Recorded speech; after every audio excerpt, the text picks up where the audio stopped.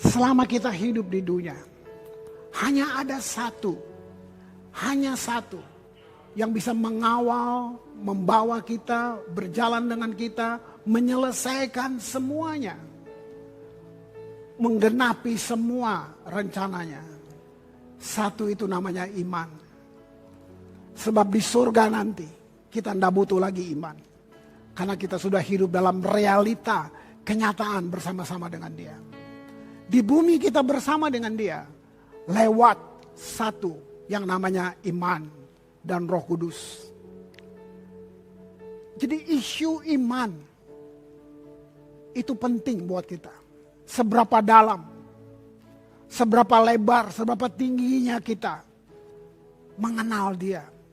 Dia tidak terbatas, Dia besar, Dia luas sekali. Tuhan Yesus, kami butuh Engkau. Kami butuh tuntunan-Mu. Bukan nasihat manusia yang kami cari. Terutama dalam situasi seperti ini. Tapi kami cari suara-Mu. Suara yang memberikan kehidupan kepada kami. Yang dunia tidak bisa berikan untuk kami. Berbicara, Aba. Curahkan isi hati-Mu. Kami siap untuk menerimanya. Dalam nama Yesus. Amin. Amin. Selamat pagi buat kita yang di Ambon. Dan selamat siang, selamat malam buat semua yang jauh ada di bagian belahan bumi dimanapun. Yang bisa dengar pesan ini. Isu tentang iman itu sangat penting. Ada iman itu baik. Tapi iman tidak lebih baik daripada objek iman. Dengan kata lain, beriman kepada siapa? Objek kita penting sekali. Objek iman adalah karena Dia sumber segala sesuatu. Nah, kepada Dia kita beriman. Itu sebabnya harus selalu menyadari dari mana kita mendapat semua berkat dan semua kemampuan yang ada pada kita. Siapa yang kasih itu buat kita? Tuhan tidak buat kita seperti barang rongsokan. Tapi kebanyakan kita tidak menyadari dari mana semua kemampuan, semua bakat, talenta yang kita dapat. Nah, di waktu kita hidup dengan kesadaran penuh tentang dari mana atau sumbernya itu siapa, ayat ini akan menjadi sesuatu yang luar biasa bagi kita. Filipi 4 ayat 13. Segala perkara dapat kutanggung di dalam Dia yang memberi kekuatan kepadaku. Wow, luar biasa. Lihat, gak ada yang gak bisa. Kalau saudara tahu objeknya siapa, kepada siapa kita menaruh kepercayaan kita. Sebab itu kita harus menjaga satu kesadaran akan kebenaran bahwa di luar aku, kata Yesus, kamu tidak bisa berbuat apa-apa. Kerendahan hati tahu bahwa setiap hal baik adalah hasil dari kasih karunia Allah. Kita bisa mencemarkan nama Tuhan melalui kerendahan hati yang palsu. Jika kamu mengambil pujian atas bakat atau apapun yang diberikan Tuhan, kamu tidak sedang rendah hati, tapi kamu sedang sombong. Kasih karunia memberikan kita Kristus. Kasih karunia Tuhan memberikan kita kesempatan untuk memiliki hubungan dengan Tuhan di luar berbagai aturan hukum Taurat. Hanya itu kasih karunia yang memberikan itu. Mazmur 138 ayat yang ke-6 mengatakan, Tuhan itu tinggi, namun ia melihat orang hina. Lihat, saudara, setiap kita punya kesempatan karena Tuhan melihat orang hina dan mengenal orang yang sombong dari jauh. Ayat ini sedang menerangkan buat kita bahwa Tuhan tidak bisa mendekat pada kesombongan. Bukan ia tidak mengasihi orang yang sombong atau menghukum, menolak mereka yang sombong, bukan. Tetapi kesombongan menutup pintu untuk Tuhan mendekat. Kita baru kemarin minggu lalu kita mendengar tentang iman pribadi. Seorang muda yang bernama Daniel. Dia baru saja menjelaskan tentang mimpi raja. Begitu aneh, ada raja mimpi dan dia lupa mimpinya. Lalu dia kumpul semua orang-orang hebat yang berhikmat. Dan dia mengancam, kalau siapa yang tidak bisa menjelaskan atau memberitahu buat saya mimpi apa itu, saya bunuh kalian. Ada satu kejadian seperti itu, saudara. Dan Daniel berhasil oleh hikmat tadi, oleh kasih karunia tadi, dia bisa menjelaskan seluruh mimpinya. Bukan untuk memegahkan diri. Karena ini statementnya Daniel. Ada Tuhan di sorga yang tahu tentang mimpi Tuanku Raja. Nah, setelah beberapa waktu Raja mungkin merenungkan mimpi yang hebat itu, kemudian Raja Nebukadnezar memutuskan untuk membuat mimpinya tentang sebuah patung dengan kepala dari emas menjadi kenyataan. Dengan tinggi 27 meter, lebar 2,7 meter. Mari kita baca kisah ini. Daniel 3 ayat yang keempat. Sampai 13. Setelah itu dibuat, dan berserulah seorang bentara dengan suara nyaring. Beginilah dititahkan kepadamu, hai orang-orang dari segala bangsa, suku bangsa, dan bahasa. Demi kamu mendengar bunyi sangkakala, seruling, kecapi, rebab, gambus, serdam, dan berbagai-bagai jenis bunyi-bunyian. Maka haruslah kamu sujud menyembah patung yang telah didirikan Raja Nebukadnezar. Siapa yang tidak sujud menyembah akan dicampakkan seketika itu juga ke dalam perapian yang menyala-nyala.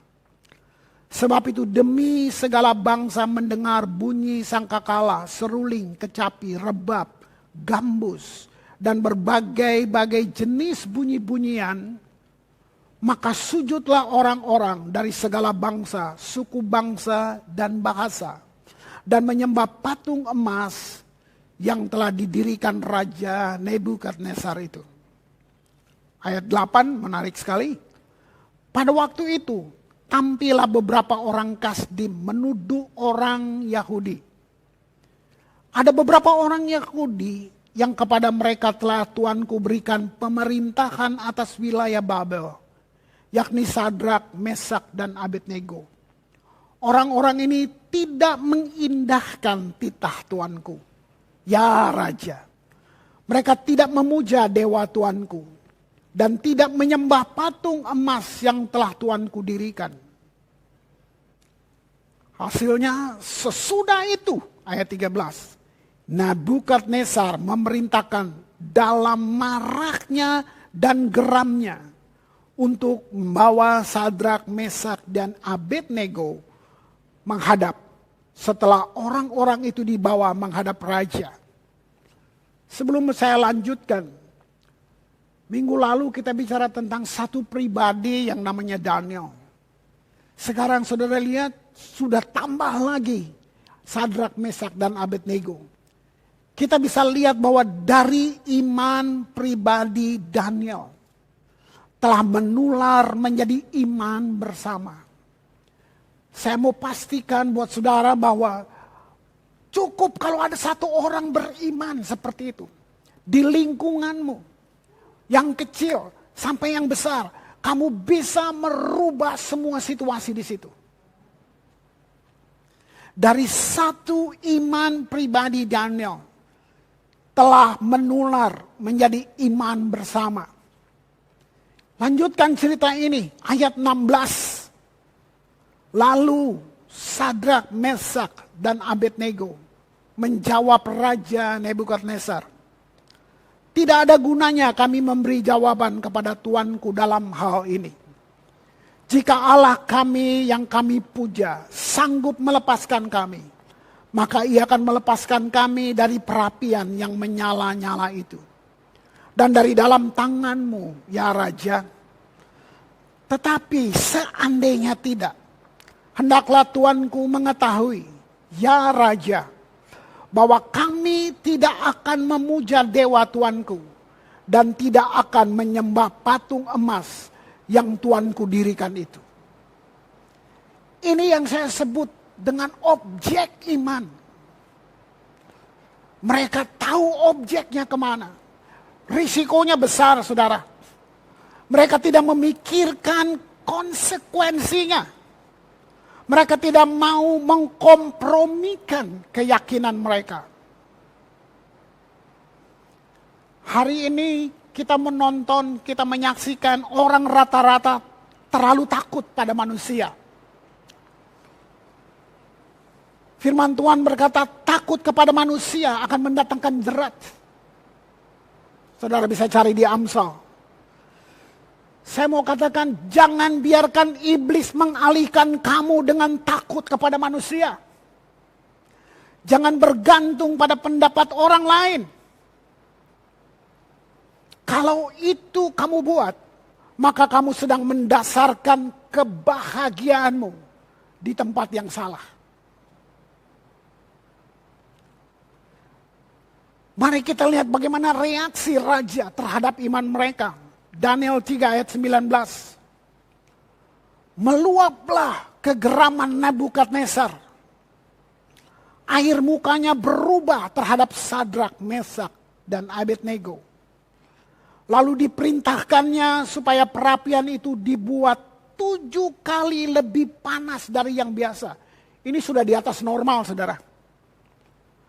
Kepada beberapa orang yang sangat kuat dari tentaranya, dititahkannya untuk mengikat Sadrak, Mesak, dan Abednego yang menempatkan mereka ke dalam perapian yang menyala-nyala itu. Lalu diikatnyalah ketiga orang itu dengan jubah, celana, topi, dan pakaian-pakaian mereka yang lain. Wow. Dan dicampakkan ke dalam perapian yang menyala itu.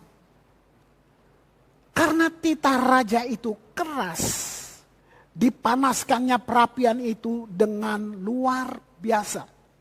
Ini yang saya bilang tadi, di atas normal. Sehingga nyala api itu membakar mati orang yang mengangkat Sadrak, Mesak, dan Abednego itu ke atas.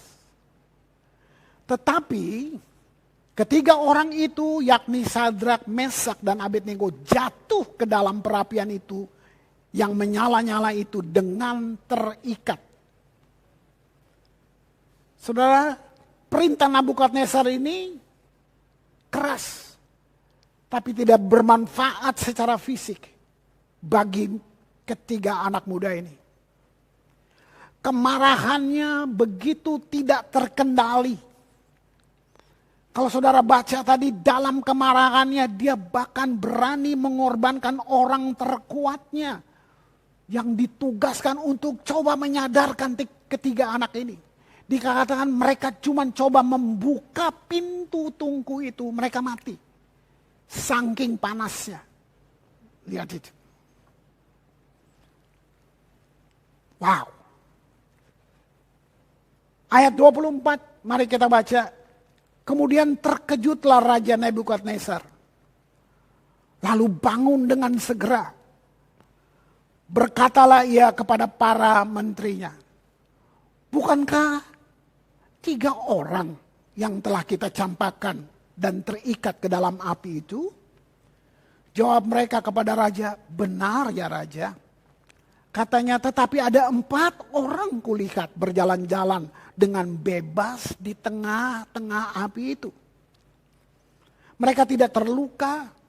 Dan yang keempat itu rupanya seperti anak dewa. Lalu Nebukadnezar mendekati pintu perapian itu yang bernyala-nyala itu. Berkatalah ia, Sadrak, Mesak, dan Abednego, hamba-hamba Allah yang maha tinggi. Kamu bisa lihat perubahannya di sini? Tiba-tiba dia mengaku. Oke, saudara. Sedikit ada gangguan teknis tadi, tapi tidak menghalangi berkat Tuhan untuk sampai kepada saudara. Kita mulai lagi, kita teruskan cerita tadi. Dikatakan raja terkejut melihat mereka tidak mati, mereka berjalan-jalan, lalu dia panggil mereka keluar. Di ayat yang ke-27 dari Daniel pasal 3 dikatakan, dan para wakil raja, para penguasa, para bupati, para menteri raja datanglah berkumpul. Mereka melihat bahwa tubuh orang-orang ini tidak mempan oleh api. Tidak mempan oleh api itu. Bahwa rambut di kepala mereka tidak hangus. Jubah mereka tidak berubah apa-apa. Bahkan bau kebakaran pun tidak ada pada mereka. Wow. Sebelum Daniel dan teman-temannya ditawan, mereka tidak tahu semua yang Allah akan selesaikan melalui mereka di Babel. Mereka tidak tahu hikmat mereka akan mengaruhi raja-raja. Mereka tidak tahu bahwa hikmat yang Tuhan taruh bisa mempengaruhi raja-raja. Mereka tidak tahu mereka akan mendapatkan penglihatan. Mereka tidak tahu. Mereka tidak tahu bahwa mereka akan berpartisipasi dalam berbagai-bagai mujizat. Mereka tidak tahu sebelumnya. Mereka juga tidak tahu bahwa semua akan diminta dari mereka. Mereka tidak tahu mereka akan dicaci maki. Mereka tidak tahu mereka akan jadi budak yang paling tidak enak. Mereka tidak tahu bahwa mereka difitnah. Mereka tidak tahu mereka akan begitu terancam. Tapi Daniel dan teman-temannya tidak membiarkan apa yang mereka tidak tahu menggoncangkan kepercayaan mereka. Yang benar-benar mereka tahu sebagai jati diri mereka, yaitu mereka milik Tuhan. Mereka punya perjanjian dengan Tuhan. Mazmur 105 ayat yang ke-8 dikatakan, ia ingat untuk selama-lamanya akan perjanjiannya. Firman yang diperintahkannya kepada 1000 angkatan. Kamu lihat janji Tuhan? Ketiga anak muda ini dilindungi di dalam api oleh iman. Satu-satunya yang bisa dilakukan api itu hanya memutuskan tali-tali ikatan mereka. Cuman itu yang api bisa buat. Dikatakan bau kebakaran pun tidak. Bau asap pun di rambutnya tidak. Kalau saudara bisa renungkan baik-baik. Waktu mereka ada di dalam situ. 3 orang, tiba-tiba ada 4 orang. Kalau kamu bisa lihat gambar ini, siapa orang yang keempat?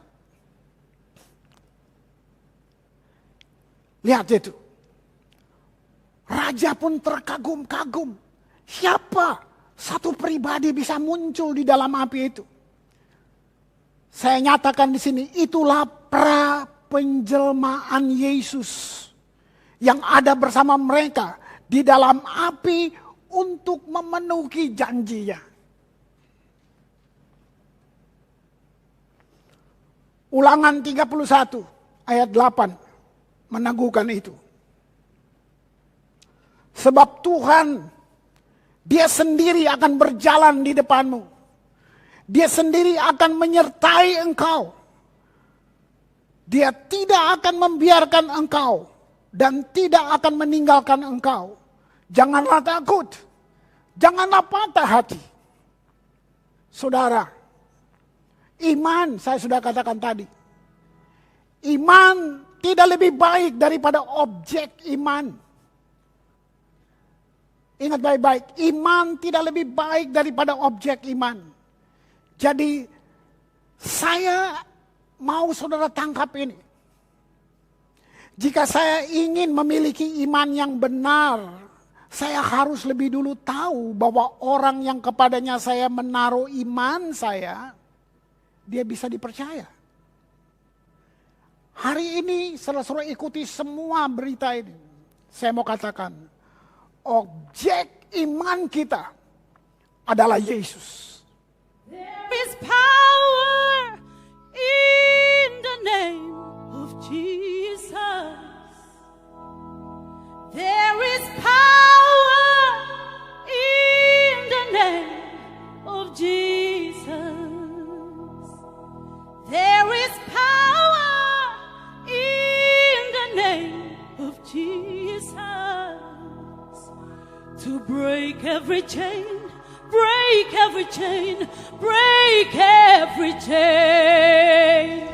There is power in the name of Jesus. There is power in the name of Jesus. There is power in the name of Jesus. Break every chain, break every chain, break every chain.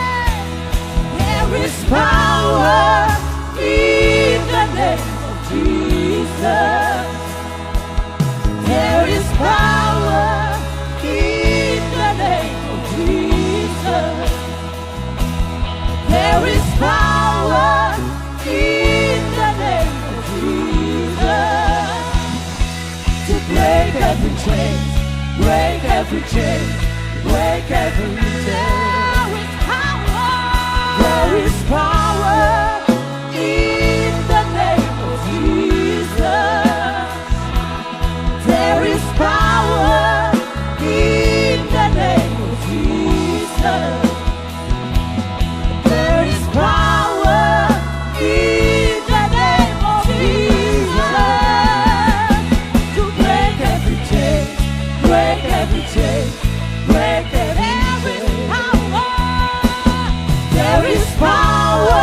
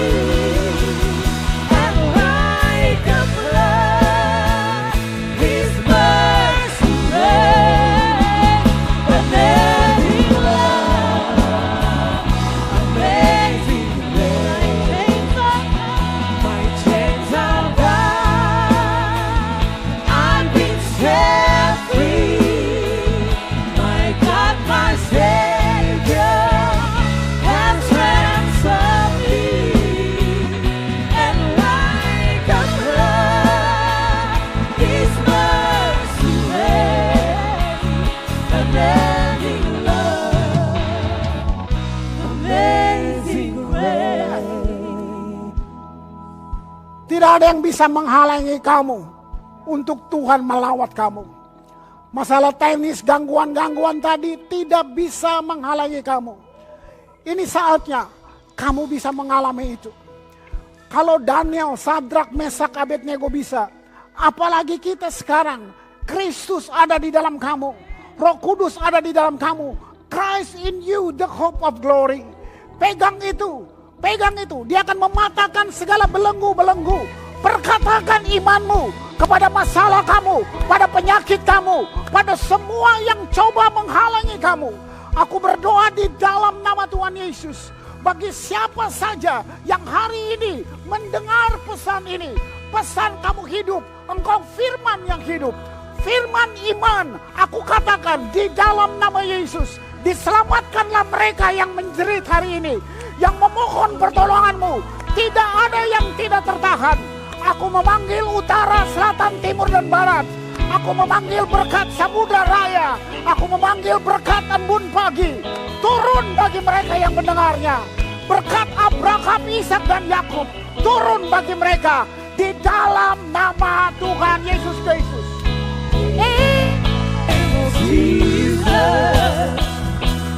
There is power in the name of Jesus. There is power in the name of Jesus. To break every chain, break every chain, break every chain. There is power in the name of Jesus. There is power in the name of Jesus. There is power in the name of Jesus. To break every chain, break every chain, break every chain. Ya, kembalilah dalam hidupmu, pekerjaanmu, komitmenmu dengan Tuhan. Bawa nama Yesus dalam semua lini hidupmu. Kuasa itu di dalam namanya. Perkatakan imanmu. Tuhan memberkati engkau dan melindungi engkau. Tuhan menyinari engkau dengan wajahnya dan memberi engkau kasih karunia. Tuhan menghadapkan wajahnya kepadamu dan memberi engkau damai sejahtera yang melampaui segala akal.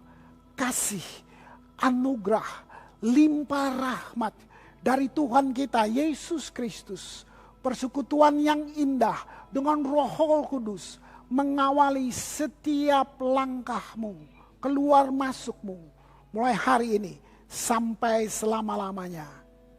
Amin. There is power in the name of Jesus. There is power in the name of Jesus.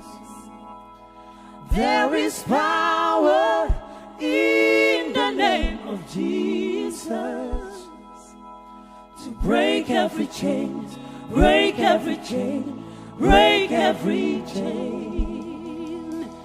There is power in the name of Jesus. There is power in the name of Jesus. There is power in the name of Jesus. To break every chain, break every chain, break every chain. To break every chain, break every chain, break every chain. To break every chain. To break every chain, break every chain, break every chain. To break every chain, break every chain, break every chain, break every chain. My chains are gone, I've been set free. My God, my Savior has ransomed me.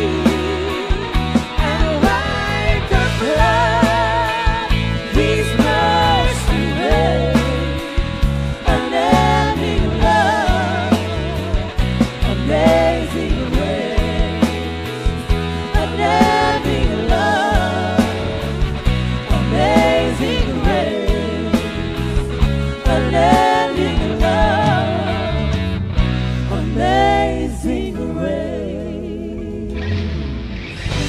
we are Rock, representatives of Christ's kingdom.